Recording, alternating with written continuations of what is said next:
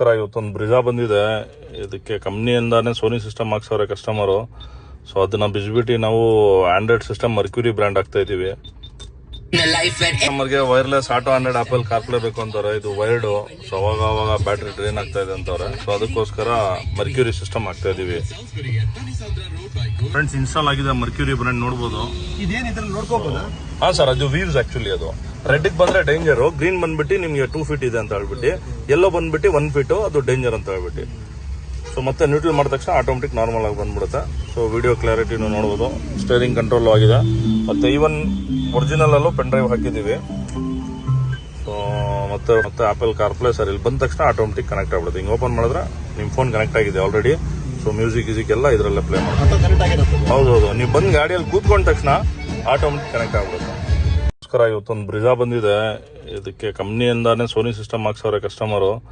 so